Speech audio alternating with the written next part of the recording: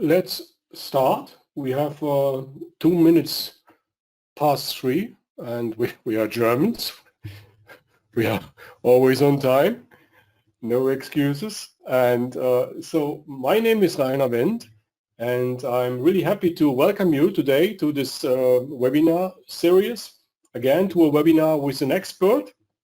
Today's speaker is Anna Richta. And she's working on business intelligence at Deutsche Bahn or DB Netz to be exactly, but she will introduce herself later. And it is a webinar in the BA Day webinar series. So it's about the European Business Analysis Day, which takes place this year in March 23 and 24. And Hannah will as well be a speaker. What we can later see in an announcement. Let me quickly introduce myself. I'm your host today. I'm the managing director of Masventa Business GmbH, which is the company which is as well hosting the Business Analysis Day. And my passion is business analysis, requirements engineering, project management, things like that. But I don't want to stay too long on my own side. I would like to switch very quickly to our special guest today, Hannah Richta, and this is the post we have put in LinkedIn and the social networks. Maybe you have seen it, and I would quickly switch to a page where I've put some notes about Hannah, and this is exactly the right moment, I would say, to switch to Hannah Richta. Welcome, Hannah. The stage is yours. Thank you for having me, Rainer, and thank you everybody for spending your Friday afternoon with me. I think that's very special to spend a Friday afternoon on to learn something new. So I hope I can give you an interesting presentation about our driver assistance system, ZLR. This is a good example how trains can run energy efficiently and on time thanks to the digitization. So what am I going to talk about? ZLR, our driver's assistance system by DB Netz.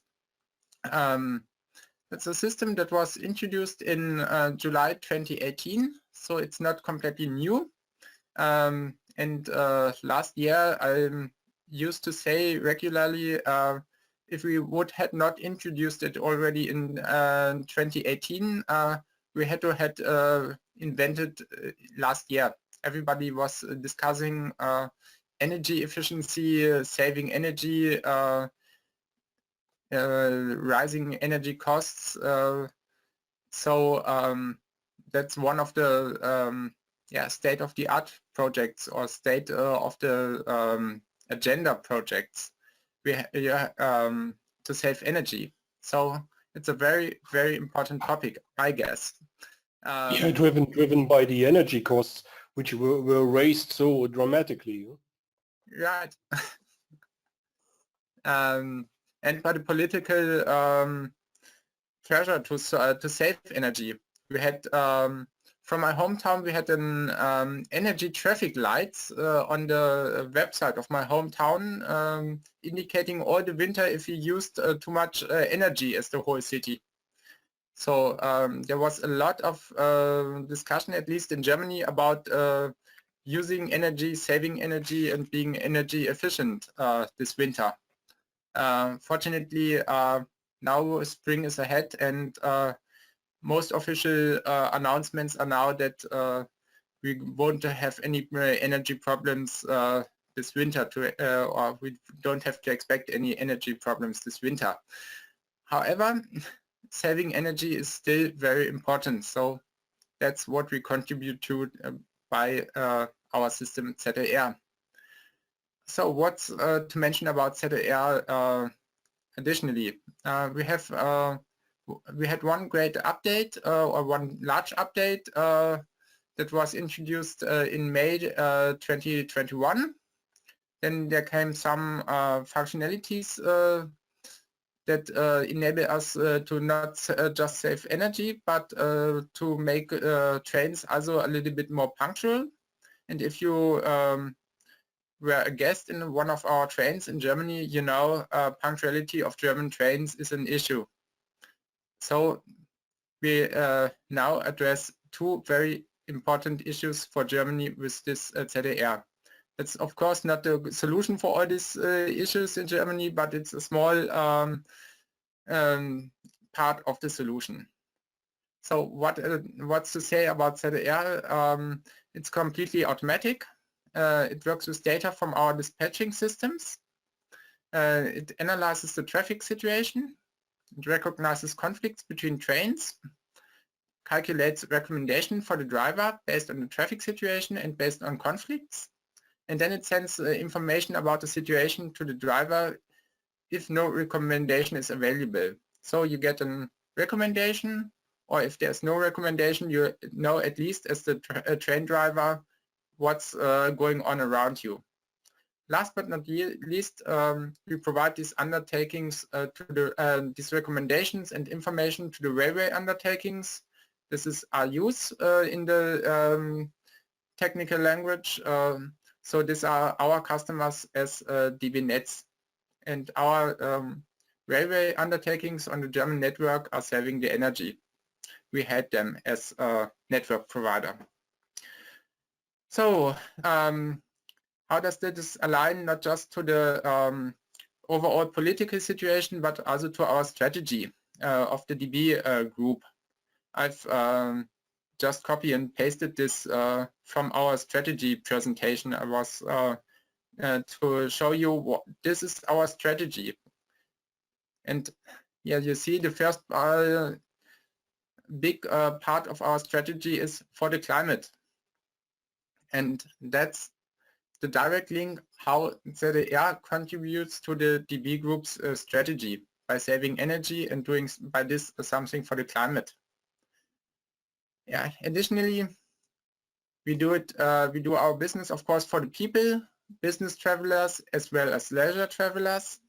For the economy, we have a large share of the transportation for our German economy or for the European economy on the German rail tracks.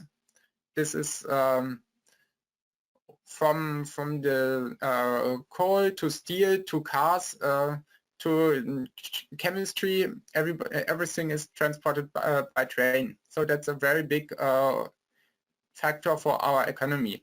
Of course, we would like to have even more transportation on the rail track instead of on the roads, but that's something we are working on. And finally, we do our business for Europe, for the European economy.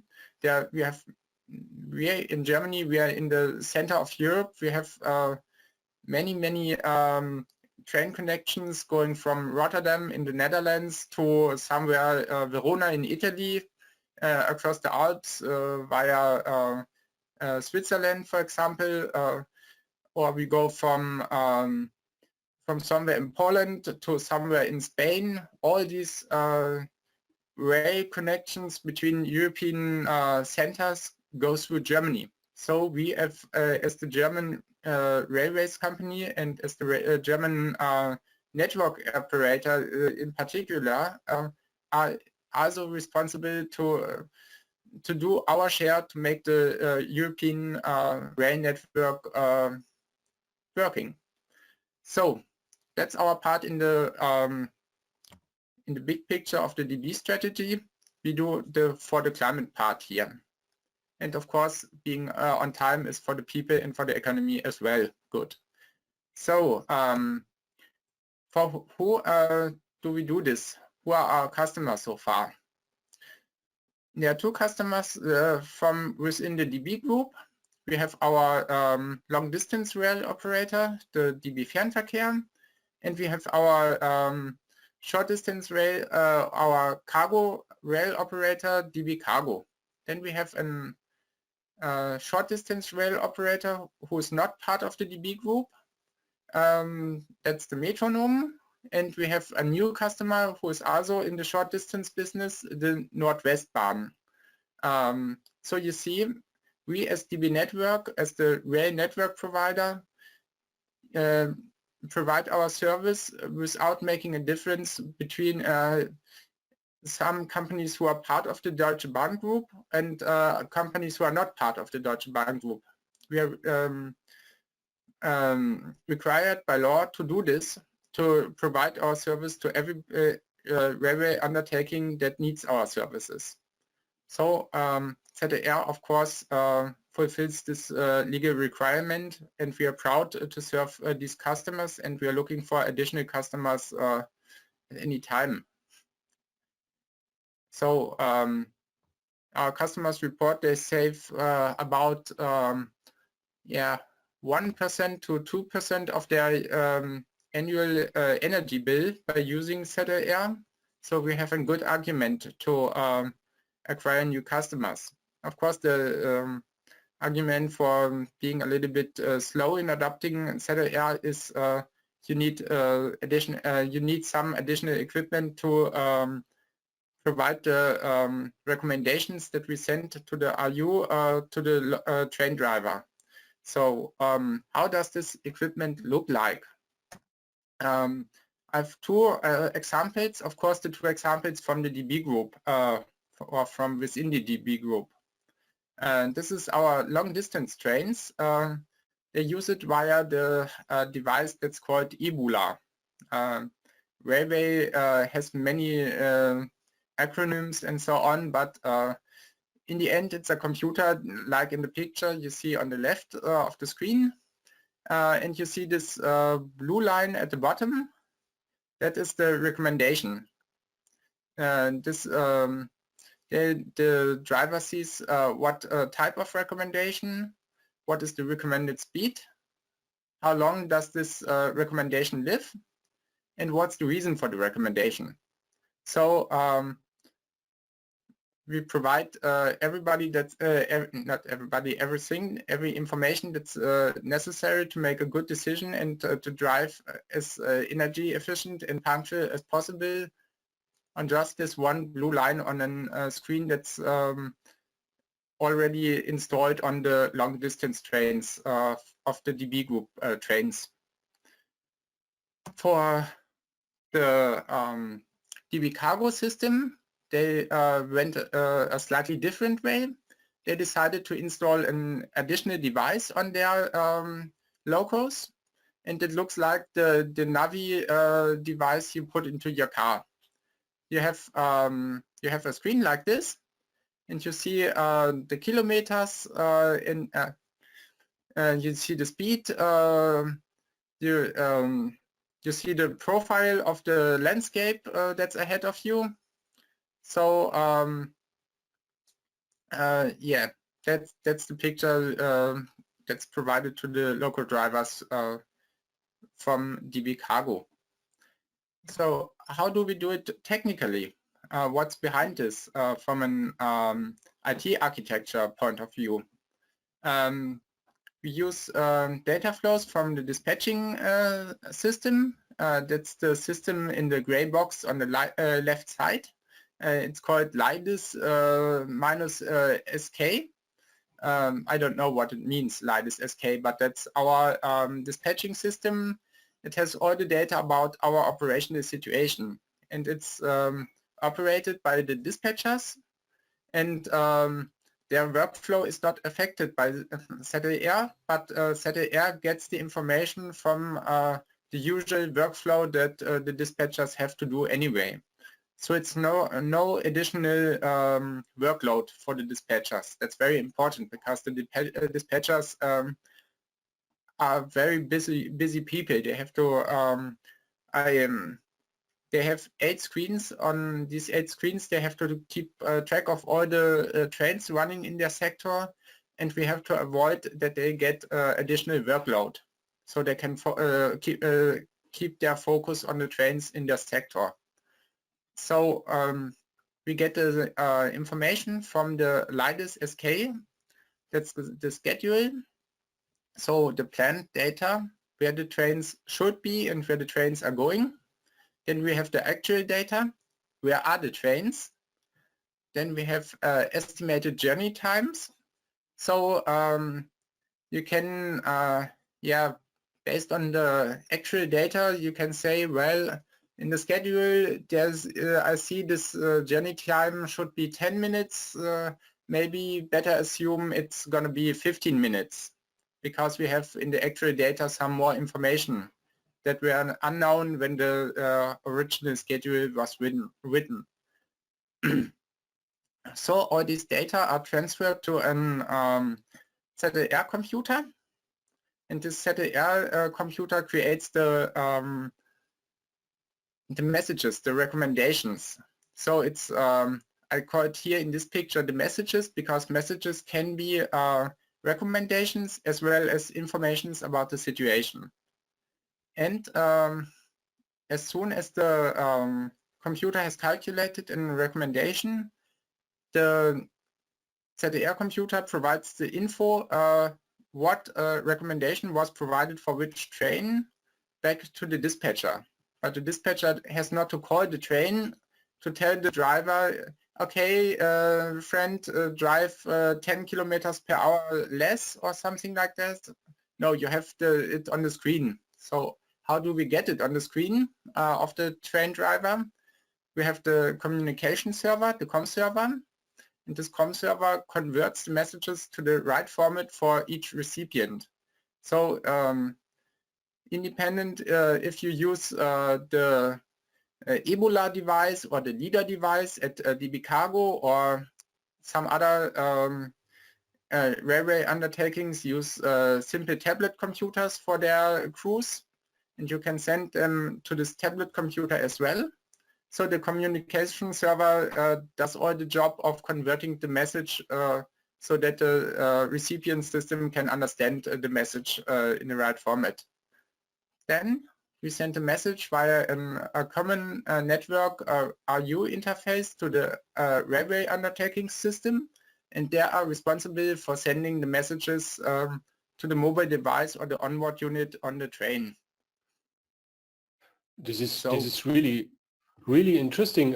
May I interrupt you with one or two questions? So probably you can then use them in your speech. So first of all, what I see from the architecture, and this is the question asked by Mayo, is this Lidus SK system, is it the only system where the ZLR computer gets the data from, or are there other systems? Yes, the Lidus SK is the only system, but that's of course picture that we took and cut the edges or the corners. If you had a whole DB nets or architecture of IT, you would see many IT systems going into Lidus SK. So the Lidus SK collects data and provides data in a specific manner to the dispatcher. Mm-hmm. And we get all the information that the dispatcher has. So the SK is the data collection system. Yeah. So now what another question is, I find it very interesting by Lena, is whether this way back from the ZLR computer to the dispatcher, has it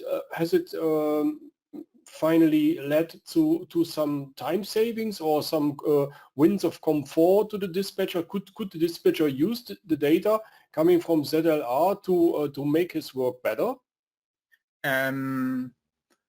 Well, it's for the dispatcher, it's more information.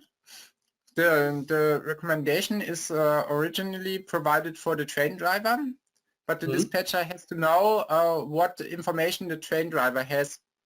So if the dispatcher thinks about changing something for the train, the dispatcher can see in his system, well, okay, I see the train driver has the recommendation to go with 160 kilometers per hour.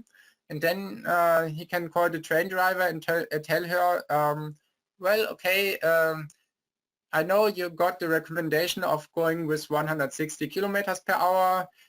Anyway, I have another idea for this to solve a special situation. So please go with 120 kilometers per hour. So I that's see. more to improve the communication between train driver and dispatcher. Great, thanks. Okay, good questions. Thank you so far. So on the next pages, I'm gonna show you how the different kinds of recommendations are created and what ZLR does to come to these recommendations. So the first two recommendation types that I want to show you are the green functions. The green functions are the core of ZLR. This is on-plan driving, or our German name for this is Planfahren. And I will use the word Planfahren to refer to the on-plan driving product or the on-plan driving recommendation type. Then we have a second type for energy efficient driving, that is driving behind a train. This is in German called Nachfahren. So there are no good translations. Therefore, I stick with the German translation, but I will tell you in English, supported by some diagrams, what's the idea behind these two energy-saving functions. I will do it not in this summary slide, but on extra slides for each of these recommendation types. So let's start with the Planfahren recommendation. This is these are recommendations to go with a velocity below the maximum velocity if there are reserves in the planned journey time. So how comes? We have the planned journey time, that's the dotted blue line on this diagram. You read the diagram, always the time is on the x, on the vertical, no, on the x, I just show it before I tell something wrong. The time is on this axis. I will show you some of these diagrams. Therefore, it's okay to spend some time on understanding this kind of diagram. And we use this kind of diagram a lot in railroading. That's the time, and then we have the way that that the train goes on this axis. So you see above the diagram some rail tracks and a small logo for one of our long distance trains. So in this diagram you see the blue dotted line. That's the planned journey time, and then you have a planned time of arrival. And of course we want to have our trains on time at the location Z. That's the train station. So what happens? You see our train making progress. The train, you see, and then we get the prognosis. Eventually the train will arrive before the planned time. So the time should be, if it would be on time, it would be on the time axis here. But for some reasons, operational reasons, maybe when they made the schedule, they thought maybe there's a slow freight train going ahead of this long distance train. So the long distance train would have to drive really slow.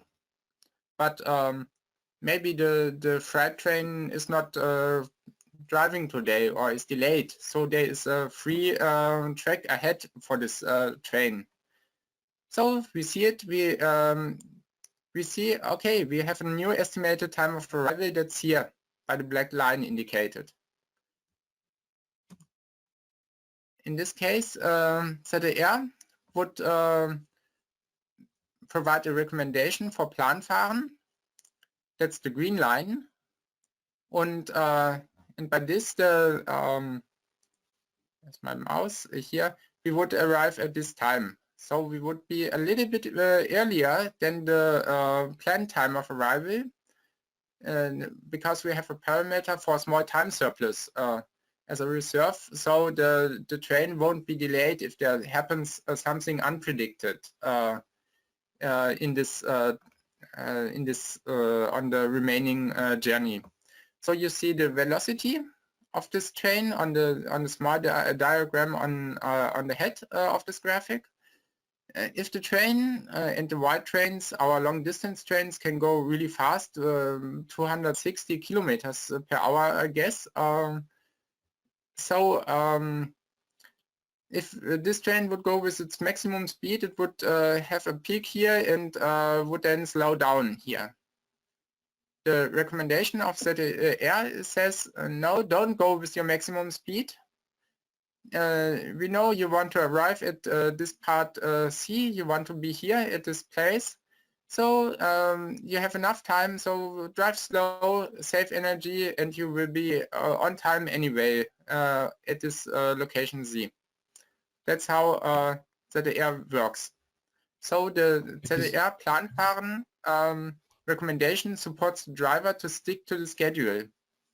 And yeah, it has this small time surplus as a reserve to avoid unexpected delays. Are there any This is really fantastic. I just want to express my excitement, because if I look at the black line, the maximum speed, I know that the trains are sometimes going with 260, 280 kilometers.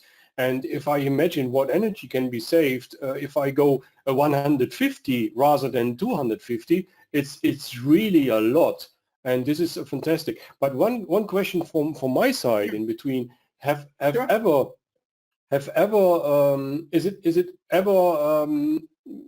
been the situation that a train was coming too late because of your optimization? I don't know any case, at least. We had some discussions when we started with introducing the ZDR system in, no, not in 2018, but before 2018. We had pilot testings. We had our colleagues going with the train drivers on the locos, observing what's happening, checking if the recommendations make sense, and if they can avoid side effects like making a train delayed. So in theory, it should not happen. In practice, I have at least not heard that there were problems like that. Yeah, fantastic. Perfect. Yeah, and the driver continuously gets dates on the screen. So there's okay. So there is a ongoing communication. Right. So there is another question. So that I'm already asking question. I will shoot this behind. Has the overall punctuality now increased? Could it be measured that ZLR has led to improvements? We can measure the improvement in terms of saved energy. For this, we have mainly with our long distance train customer a special procedure. We split the trains each hour into a control group and an operations group. So the control group does not get any recommendations, and the operations group gets the recommendations. So and then we can compare afterwards if the control group has used more energy than the operations group. And by doing this with random sampling and so on, you can get statistical good measures to say, yes, we see we save about 1 to 2% energy for each customer. Of course, there are some months where we save not that much energy, 0 point something, but in other months we have a higher saving rate. So on average, it's the 1 to 2%. Regarding the punctuality, it's unfortunately much harder to measure the effect of anything you do on the railway network. It's due to the complexity of the railway network. It's really hard to say, because of this specific action that I took, I changed this very complex system towards a state where the punctuality was increased by 5 minutes or 10 minutes. Yeah, it's hard to prove the causality. Yeah? Right. So thank you. Yeah. Yeah, we do this for another project from my area of responsibility. That's not part of this presentation, but to show it, we give recommendations also to our dispatchers, and there we have the question as well. Can we prove that these recommendations increase the punctuality? We have we are working with a large team of data scientists from the DB group on this question, because our digitalization member of the board, Ms. Gert Thomas-Cotton, has asked this question as well. So she sent some of her really good data scientists to help us.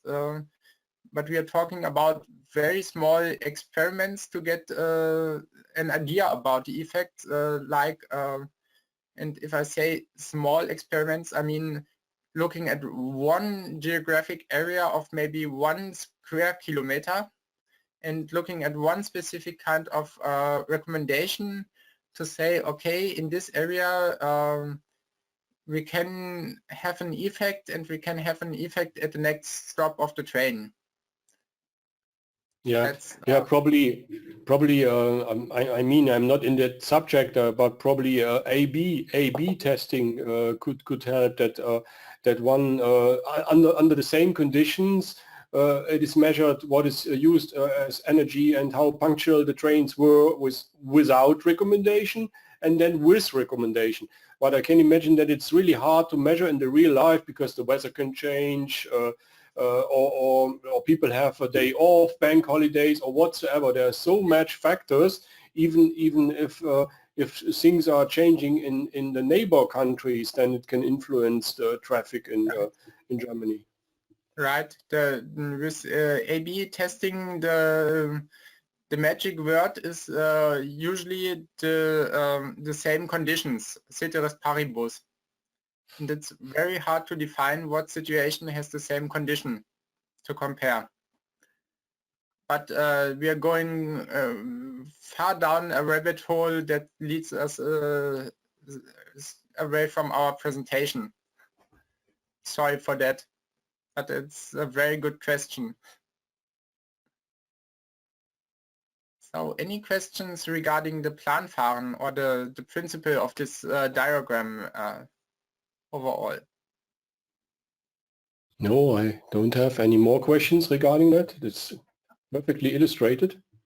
Okay, so let's have a look at the second one, the Nachfahren.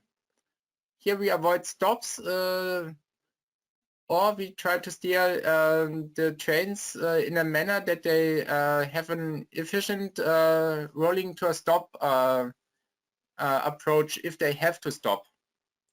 So in this case, we have a train that is an obstacle for the train that is behind this train. So Nachfahren means driving behind another train. So you have the red train. This is usually a regional train in Germany.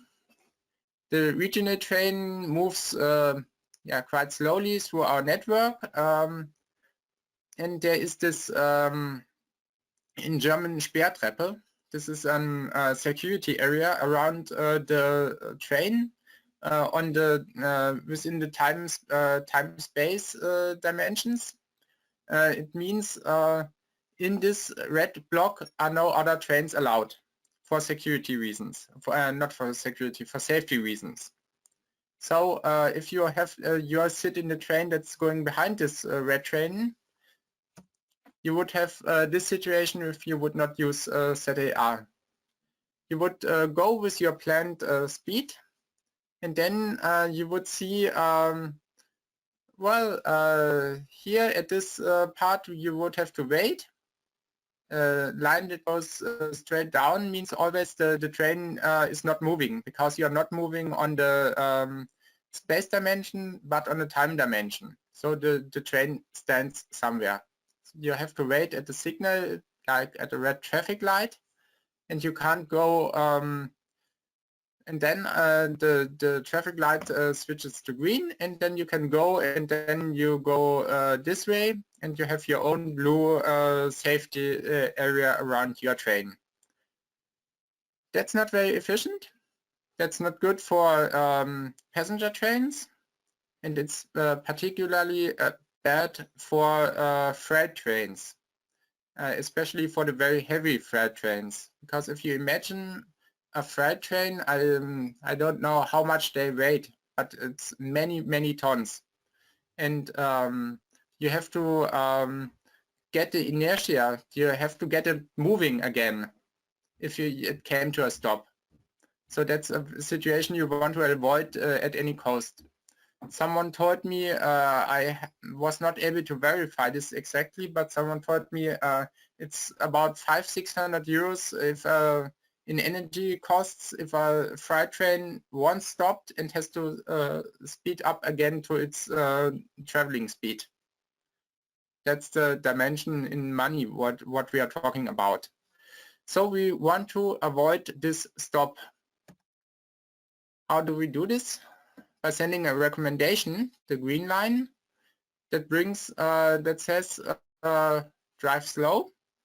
So you won't go with full speed to the safety area of the other train and then to the red traffic light, but you go slow, and you avoid coming too close to the safety block. And by this you can drive smoothly after the red train.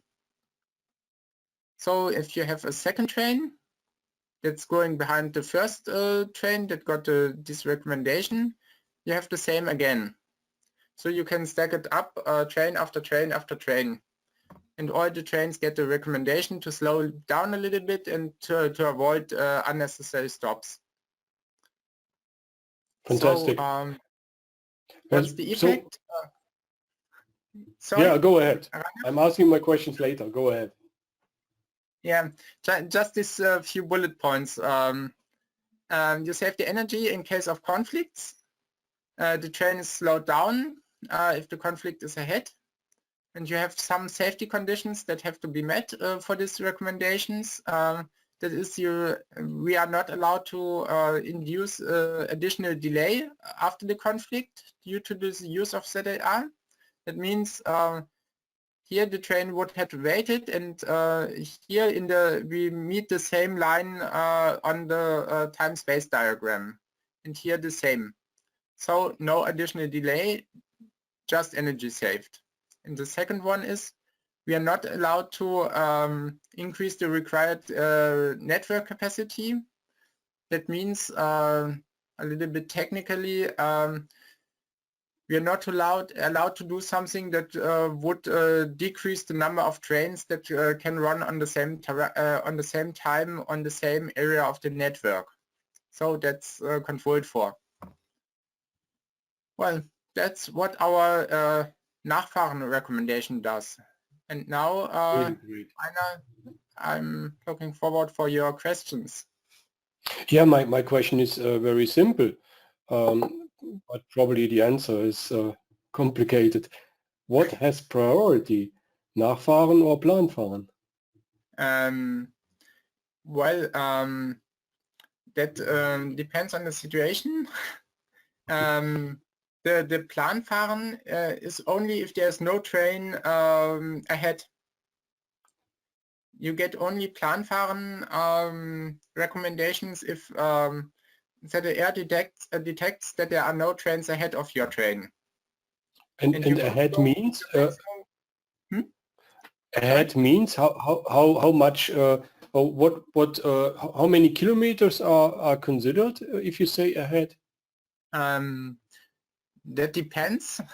It depends always on how much kilometers are already set up by the dispatcher. So if the dispatcher says there are some switch points very close to the train that are not yet switched into a specific direction, then the horizon we can look ahead is very small.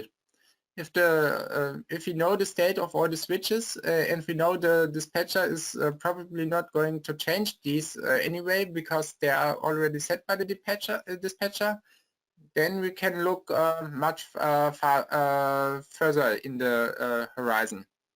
Yeah, If great. if we have in this horizon no trains, the natural answer of most train drivers would be, okay, go with maximum speed. If there's the free tracks ahead, and ZDR tells them with Planfahren, maybe that's not the best idea, maybe you can go a little bit slow and you arrive on time anyway. Great. Yeah, there's already the question. I mean, we are very international here. We have participants from all over the world, and here's one guy who is asking, is the solution only for Germany? So maybe potential to export a solution to other countries. We as the German network operator have our focus on building this solution for Germany. What we know, and we are in a good exchange with some companies who build these solutions like that for other for other countries as well. So if you contact me, maybe I can ask my colleagues to make a connection to the commercial companies who provide systems like that on the international market. Perfect. And then again, a technical question, or let's say operational question, is the train driver aware if it's Planfahren or Nachfahren? Yes, he or she is, because there's a small symbol that tells the driver what kind of recommendation it is. Great. Okay, that's here's something else. Is there any study done on the Japanese railway system before working on this project, as Japanese railways are well renowned for punctuality and efficiency? That's true. We have there's an overall knowledge exchange between the German and the Japanese railway.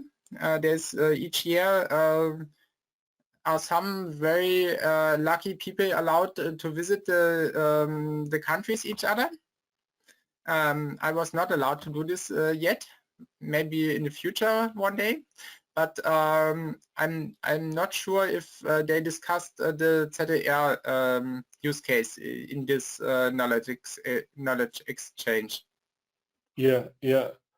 Yeah, but a very good question, I think. Thank you, Kapil, for it. And here is a question, I love it, because it's a really business analysis question. What was the main consideration of choosing to develop this recommendation system in-house instead of buying it from a commercial service provider? That's a good question. It's a few years ago, I was not involved in this decision, but as far as I was told, our colleagues in-house were really confident that they can provide a solution. So they decided to pitch for doing it in-house. And they won, finally. And Great. They won, yeah. Great. So yeah, that's for the moment what I have as questions. So please go ahead. We still have 10 minutes of time. Yeah. Oh, here's another question. Let me just fire this. Has this been profitable? So profitable asks for, have you already reached return of investment in terms of programming, maintaining, operating the system in terms of, or compared to what has been saved in energy or punctuality?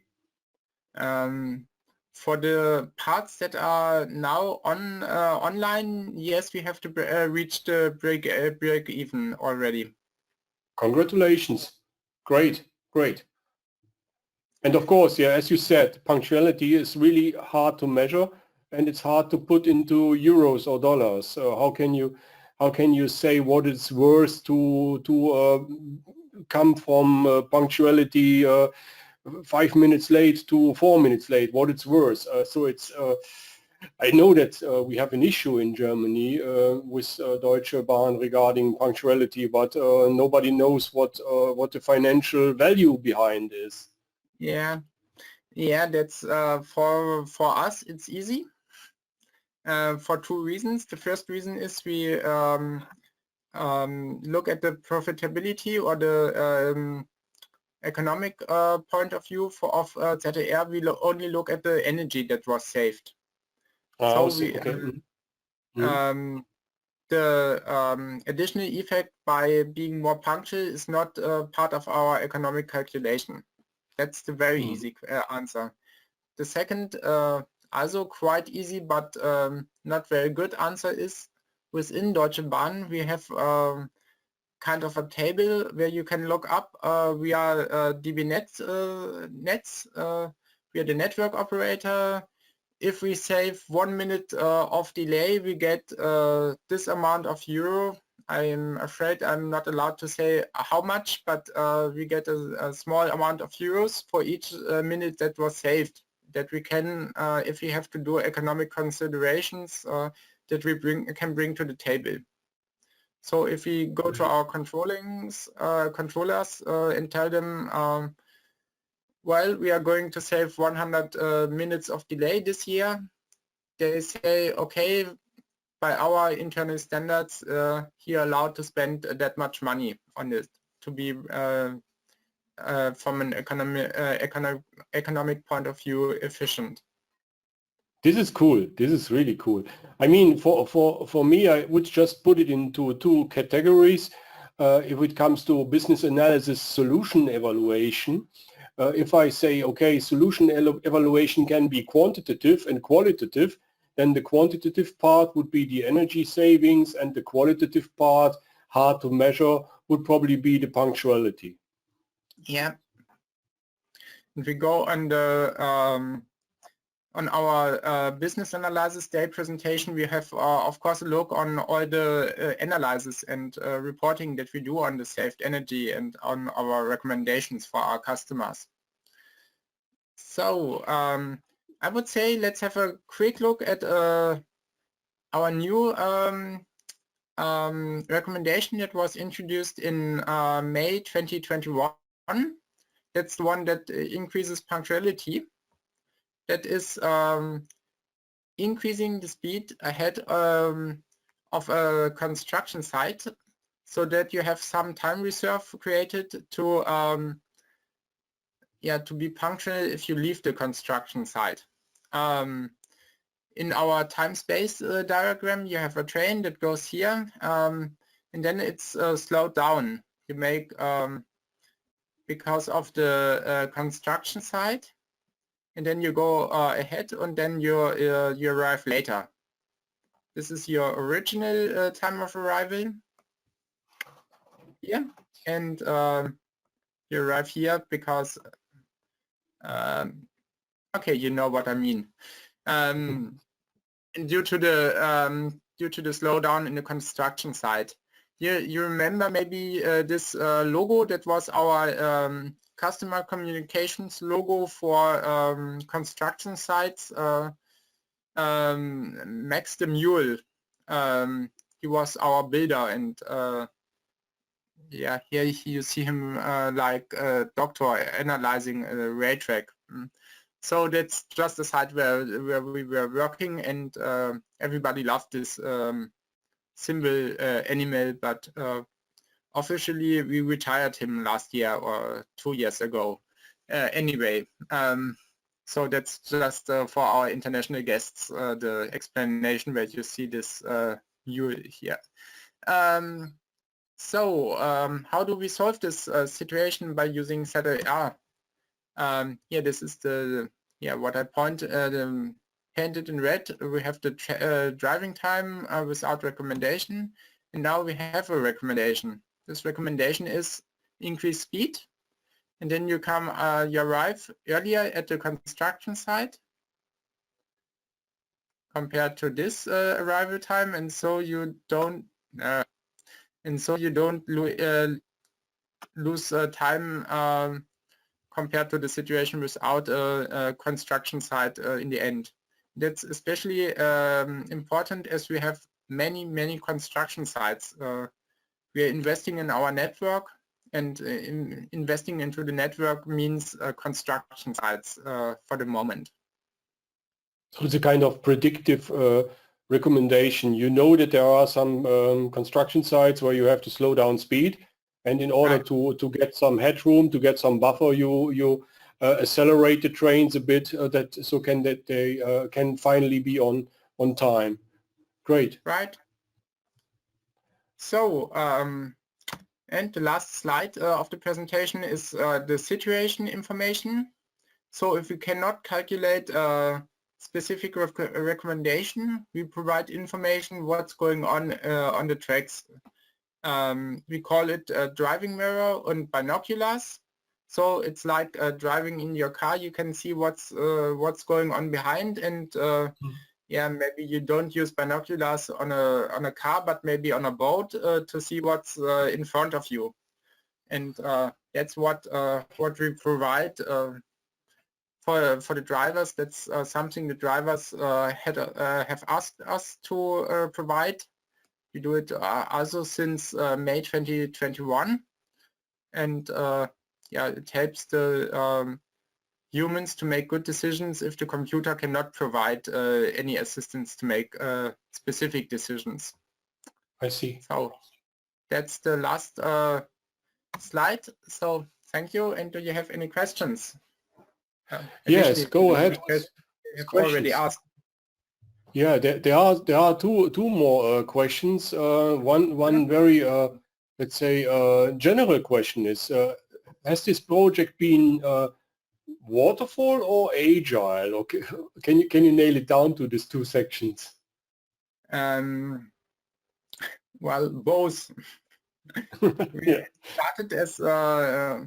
started mainly as a waterfall project, but the second iteration, the update that we ran in May 2021 was agile, and we are building the next update or the next major update also in a manner. Mm-hmm. Yeah. So, and there is another question by Alexander. So I've changed the presenter. I'm getting my screen back because I want to give this information. Yeah. So Alexander is asking, what format do you use to document requirements in your project?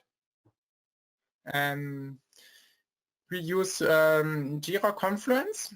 We have an organization by SAFe structure, so Scaled Agile Framework. I'm in the product management team responsible for the for the IT products that my teams build, and I have each team leader or product owner, and we have we do this in Confluence. In Jira, we write the features and the stories to document the requirements. Additionally, we have some overall roadmaps that we just paint in Word and PowerPoint for getting a big picture. Yeah. May I ask you how many people you have been in the team? Developers, QAs, BAs? Yeah, we have about 5 people working on the core team from DB network side. Then we have 1.5 external developers working on the reporting part. and we have an external company working on the core product, doing the coding. They have I'm not sure, 4 people. I would say working on the program at the moment for the next release. Yeah, great. So it sounds like really performant small teams. It's not a team of 50 or 100 people. It's a team of really great experts who are achieving improvements here. That's really great. So any more questions? Anyhow, I would like to take the opportunity to give you a big thank you from my side and from the others, from the participants. It was absolutely interesting. I think what you can see here with your signs is really you can see an effect. It's not just talking. It's really an effect, and this is I love with your solution, because you can save money, you can save energy, you can do something for the comfort of the passengers, and when is wasted when a freight train stops to roll on again, then of course this must not happen, and this is a perfect thing if we start to do things like that. Yeah, there are people saying already, and yeah, do you want to say words? Let me just point out that you are speaking on the Business Analysis Day, and as you can see, or as other people can see here on the screen, there is a promo code which we are providing. So if you have participated today, you can use this code BDY 23 off 10. You will get 10%. That's the 10 at the end.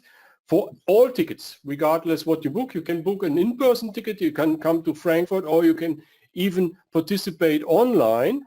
You can stay at home and participate online, and you can hear and see all parallel tracks, meaning you can see everything, even recordings after they have taken place. Maybe some words from your side, and then we can close on time. Yeah, thank you very much for having me. Thank you for the good discussion and all the questions. Yeah, I hope it was worth the time on the Friday evening. Thank you. What can I say? Enjoy the weekend. Thank you very much, and see you somewhere in the world. Bye. Thank you.